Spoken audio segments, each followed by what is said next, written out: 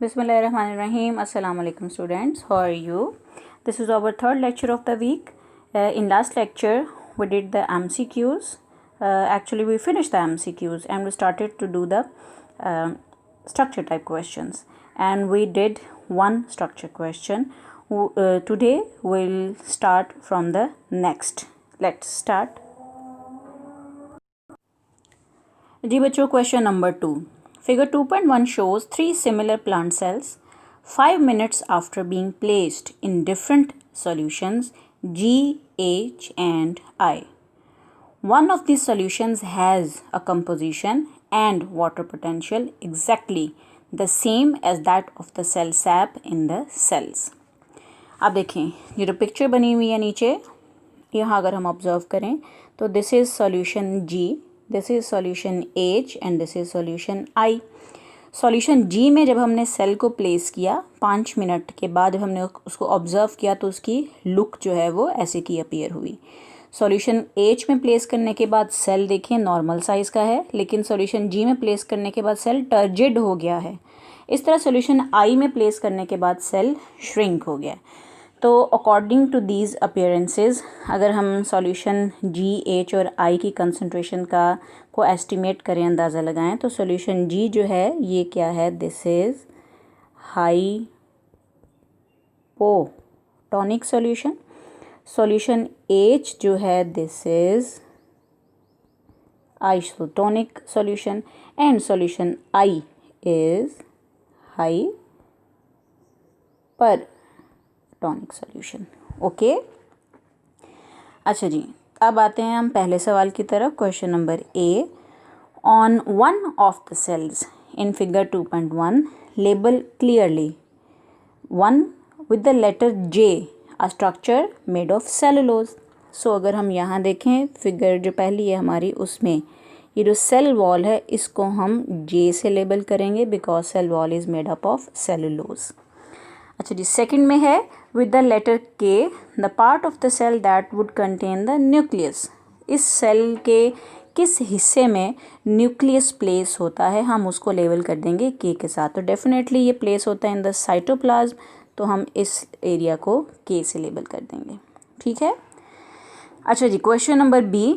Identify the solution that has a higher water potential than the cell sap. तो definitely अभी हमने देखा है कि जो सॉल्यूशन G है हमारा वो हाइपोटोनिक सॉल्यूशन है, मीन्स कि इसका वाटर पोटेंशियल जो है दैट इज़ हाई.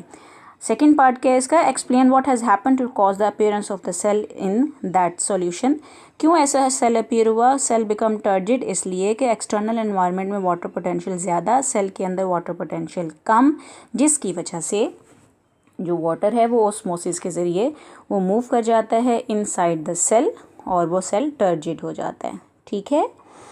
अच्छा जी, उसके बाद C में अगर हम देखें, on the cell in solution I shade all the region that would contain solution I. यहाँ पर अगर हम देखें बेटा, तो मैंने अभी आपको जब MCQ कराए थे तो मैंने आपको बताया था कि ये जो सारा एरिया होगा आपने इसको शेड कर देना है, यहाँ भी, इस एरिया में भी, यहाँ भी, क्योंकि ये गैप्स होते हैं और इन गैप्स में ये जो सॉल्यूशन I है वो फिल हो जाएगा. क्यों फिल होगा, because cell wall is freely permeable. तो सॉल्यूशन I जैसे का भी है वो सारे का सारा सेल वॉल को क्रॉस करके तो इन गैप्स में फिल हो जाएगा. ओके, ये सॉल्यूशन है. ये मैंने थोड़ा सा स्लोली इसको पास किया इस क्वेश्चन का, आप ज़रा इसमें से गो थ्रू हो जाइएगा. ओके, इसको ज़रा रीड आउट कर लीजिएगा. वैसे मैंने आपको सारा समझा दिया. ठीक हो गया जी. अच्छा हाँ, उन्होंने साथ में इसकी रीज़न भी पूछी हुई है. जो ऑप्शन C थी ना, उसमें हमने एक्सप्लेन योर आंसर भी करना है, तो ये एक्सप्लेनेशन गिवन है. I have explained it to you. No the question number 3 is ऐसे टाइप क्वेश्चन. ये थोड़ा सा वो इमेज क्लियर नहीं है, लेकिन आपको क्वेश्चन रीड आउट कर देती हूँ. Using an example to illustrate each process describe how substances move into and out of the cell. आपने इसमें बेटा हमने जो सब्सटेंसेस मूव करते हैं उसमें हमने डिफ्यूजन भी स्टडी किया है, ऑस्मोसिस भी स्टडी किया है, हमने एक्टिव ट्रांसपोर्ट भी स्टडी किया है, हमने एंडोसाइटोसिस भी डिस्कस किया और हमने एक्सोसाइटोसिस भी डिस्कस किया. तो आपने इन तमाम मेथड्स को शॉर्टली डिस्क्राइब करना है और साथ में इनकी एग्जांपल्स भी देनी है. ठीक है. ये पैराग्राफ है, इसके ऊपर इन्होंने थोड़ा सा आपको हिंट दिया, लेकिन आप खुद से इस क्वेश्चन को बनाएंगे और ख़ुद से इसका आंसर जो है उसको प्रिपेयर करेंगे अपना. ठीक हो गया। Now come towards question number 4। Figure 4.1 shows a plant cell. अच्छा जी, on figure 4.1 label a partially permeable membrane. तो यहाँ आप देखें पार्शली परमिएबल मेम्ब्रेन कौन सी होगी, एक तो बेटा ये this is partially permeable membrane, और एक ये जो वैक्यूल की सेल वॉल होगी, ये दोनों membrane these are partially permeable membrane. Okay.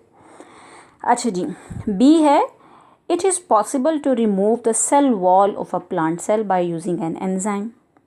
यानी कि हम अगर एक प्लांट सेल लें तो ये हमारे लिए पॉसिबल है, हम इसकी सेल वॉल रिमूव कर दें, लेकिन ये सारा प्रोसेस हम कुछ एंजाइम कुछ केमिकल होते हैं जो रिएक्शंस को कैटेलाइज करने में हेल्प करते हैं।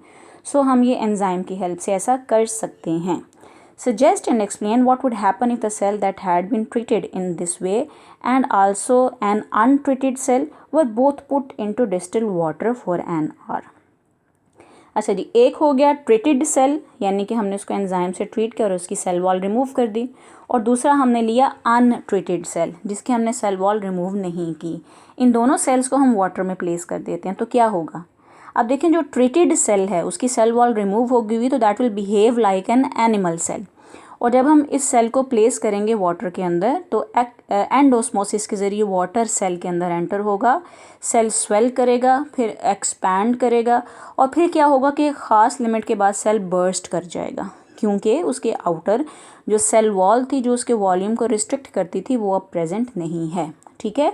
सो जो ट्रीटेड सेल होगा दैट विल बस्ट, लेकिन जो अनट्रीटेड सेल है जब हम उसको वाटर में प्लेस करेंगे तो आहिस्ता आहिस्ता सेल का साइज़ इंक्रीज़ करेगा, वो एक्सपैंड करेगा, वो टर्जिड हो जाएगा, लेकिन वो बर्स्ट नहीं करेगा। क्यों नहीं करेगा? क्योंकि उसके इर्द गिर्द सेल वॉल प्रेजेंट है जो कि उसको फर्दर इंक्रीज़ इन साइज़ को इनहिबिट करती है। ओके। अच्छा जी, अगला है फिर इसके बाद C, cells are taken from one plant treated with the enzyme described in B, यानी कि हमने उसकी सेल वॉल को रिमूव कर दिया है, and then grown on a culture medium. उसको फिर हम क्या करते हैं कि एक मीडियम में लेते हैं, पेट्री डिश में, उसमें न्यूट्रिएंट्स प्रेजेंट होते हैं, हम इस सेल को वहाँ रख देते हैं और वो सेल वहाँ पर मल्टीप्लाई करता है, रेप्लिकेट करता है, डिवीजन होती है इसकी। There each of these cells divided to form a group of cells, फिर वो बहुत सारे सेल्स का एक ग्रुप बन जाता है, वहाँ डिवीजन हो के सेल्स की। Each group of cells then develop into a new plant, और ये जो ग्रुप बने हैं उनको हम लेकर तो उनसे हम न्यू प्लांट्स को भी डेवलप कर सकते हैं। दिस इज़ एडवांस टेक्नोलॉजी, और आप अपने जो बायोलॉजी के नेक्स्ट चैप्टर हैं उनमें एक बायोटेक्नोलॉजी का चैप्टर है, उनमें आप इन प्रोसेसेस को डिटेल में स्टडी करेंगे। ठीक है। अच्छा जी, पहला सवाल है, state the type of division that the nuclei of this cells have undergone. तो बेटा वो जो प्रोसेस है डिवीजन का, जिसमें ये सेल इस डिवीजन के ज़रिए ये डिवाइड होकर तो नए सेल्स बनाते हैं, उस सेल डिवीजन के प्रोसेस को हम कहते हैं माइटोसिस। ठीक है। ये भी आप इसकी भी डिटेल जो है ये आप अपने C3 में रिप्रोडक्शन का चैप्टर है उसमें आप इसको डिटेल में स्टडी करेंगे कि व्हाट इज़ माइटोसिस, लेकिन यहाँ बस अभी नेम है कि वो डिवीजन का मेथड क्या है जिसके ज़रिए सेल डिवाइड करते हैं, that is by mitosis. Second question है, suggest and explain a possible commercial use of this procedure.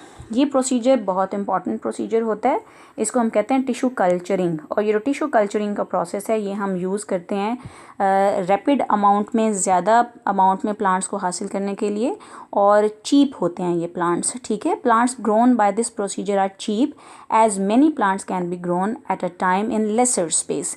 हम एक लैब में एक छोटे से एरिया में बहुत सारे प्लांट्स को ग्रो कर सकते हैं, और फिर यहाँ से हम प्लांट्स की जो छोटे छोटे वो सीडलिंग्स निकलेंगे उनको हम यहाँ से लेकर तो फिर हम उनको पॉट्स में ग्रो कर सकते हैं, और हम अच्छी जिसे कहते हैं ना यील्ड वो ले सकते हैं, और बहुत ज़्यादा अमाउंट में प्लांट्स जो हैं वो हासिल कर सकते हैं। Such plants give higher yield और production and due to clone all are identical. ये सारी टर्म्स बेटा आपको एक्सप्लेन होंगी। क्लोन कहते हैं एक जैसे ग्रुप ऑफ इंडिविजुअल्स को। ठीक है। अब ये सारे क्योंकि माइटोसिस डिवीजन के ज़रिए प्रोड्यूस हुए हैं तो ये जेनेटिकली आइडेंटिकल होते हैं, मीन इनका जेनेटिक मेकअप, या आप कह सकते हो कि इनके कैरेक्टर बिल्कुल एक जैसे होते हैं, they are not different from each other. So जो यूज़फुल वैरायटीज़ हैं उनके हम बहुत सारे प्लांट्स ले लेते हैं और फिर हम उनको बहुत ज़्यादा ग्रो करते हैं, और उससे हमें यील्ड जो हमारी पैदावार है जो हम रिक्वायर्ड जो हमारा स्टफ़ है हम उसमें प्लांट में से हासिल कर सकते हैं ज़्यादा अमाउंट में। All have non desirable characteristics and can be grown under controlled conditions. ठीक है, सबके अंदर वो तमाम करेक्टरिस्टिक प्रेजेंट होगी उन प्लांट्स के अंदर जो हम चाहते हैं, और हम एक कंट्रोल्ड थोड़ी इन्वायरमेंट में, बड़े खेतों में लगाने की बजाय हम लैब के अंदर एक कॉर्नर में हम ये प्लांट्स जो हैं इनको ग्रो कर सकते हैं आराम से। ठीक हो गया जी। Now come towards question number 5. A student was asked to make a model of a plant cell. She took a length of tubing made from a substance that allows only water molecule to pass through and enclosed it in a flexible permeable membrane as shown in figure 1.1.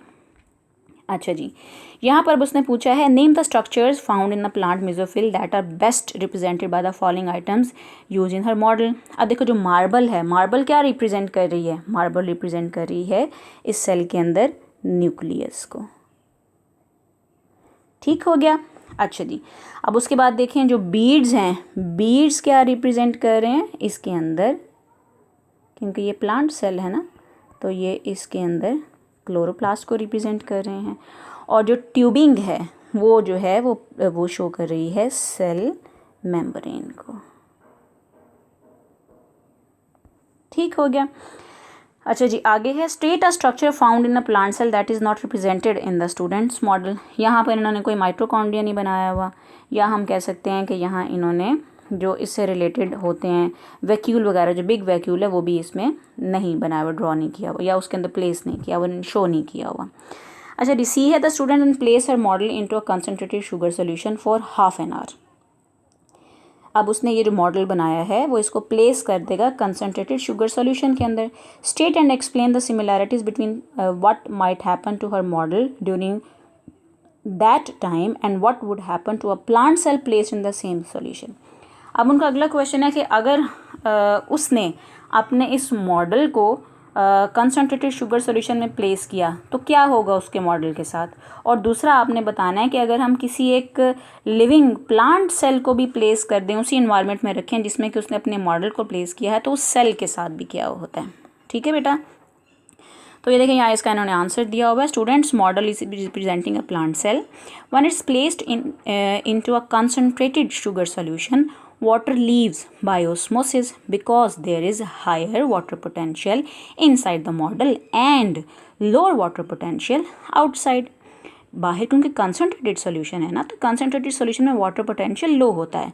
Due to water potential gradient और differential in concentration, model shrinks like a plant cell in which cytoplasm along with cell membrane shrinks. ऐसे ही होता है ना, जब हम एक cell को हाइपोटोनिक सॉल्यूशन में प्लेस करते हैं तो सेल जो है वो श्रिंक हो जाता है। Turgor pressure is decreased, cell के अंदर टर्गर प्रेशर कम हो जाएगा तो उस मॉडल के अंदर भी टर्गर प्रेशर कम हो जाएगा। Thus turgidity decreases and cell membrane और tubing pulls away from permeable membrane or cell wall. Cell is plasmolized. No sugar leave the cell and enter space between tubing and permeable membrane or between cell membrane and cell wall. यानी sugar नहीं enter होती है क्योंकि वो जो है ये water, अब वो जो सोल्यूशन आउटर वाला है वो स्पेसिस में एंटर हो सकता है क्योंकि जब ये श्रिंक होगा। ओके बेटा, ये समझ आ गई आपको। चलें जी, नेक्स्ट जो हमारा क्वेश्चन नंबर 6 है वो हमारा ऐसे टाइप क्वेश्चन है, और उसमें हमने कहा हुआ है कि एक्सप्लेन द टर्म ऑस्मोसिस। आपने चैप्टर को रीड करना है और उसमें से ऑस्मोसिस को पूरा एक्सप्लेन करना है। आगे है explain the way in which active transport is different from osmosis. ये लेक्चर के दौरान भी हमने देखा था, क्योंकि एक्टिव ट्रांसपोर्ट जो है ये एक्टिव फिनोमेना है और ऑस्मोसिस जो है ये पैसिव प्रोसेस है। तो इसकी डिटेल आपने फाइंड करके ये पूरा जो है इस क्वेश्चन इसका आंसर जो है ढूंढना है। Explain how it is possible for oxygen in the lungs to diffuse rapidly into the blood. ये भी हमने बड़े जब डिफ्यूजन को डिस्कस किया था तो हमने ये पूरा जो है इसको एक्सप्लेन किया था। तो आप आराम से बुक में से इसका आंसर फाइंड करके तो आप इसको याद कर सकते हैं। ठीक है बेटा, ये यहाँ मैं थोड़ा सा ये जो आंसर्स इन्होंने दिए हुए हैं ये मैं थोड़ी देर के लिए आपको इनका शॉर्ट जो है ये दिखा रही हूँ, ताकि आप इसको अपनी जब आप वीडियो सुन रहे हो तो इसको पॉज करके तो इसको ज़रा रीड कर लीजिएगा तो आपको आसानी हो जाएगी। But I think you have bought the books. ये बुक्स बहुत ज़रूरी हैं। ये मैंने आपसे कहा था कि रेड स्पॉट सीरीज़ की जो बायोलॉजी की बुक है और जो टॉपिकल है, ठीक है, ईयरली आपने नहीं लेनी, आपने टॉपिकल जो बुक है उसको परचेज़ करना है, वो आपको काफ़ी बेनिफिशियल होगी आपके लिए। ठीक है जी, और ये थर्ड पार्ट का आंसर हो गया। Sufficient for today. Do the MCQs again and again and आप इसके जो स्ट्रक्चर्ड क्वेश्चंस हैं उनको भी अटेम्प्ट करने की कोशिश करें, और ऐसे टाइप क्वेश्चंस को ज़रूर बेटा आपने अपनी बुक में से फाइंड करके तो उसको आपने लर्न करना है। ओके, अल्लाह हाफिज़।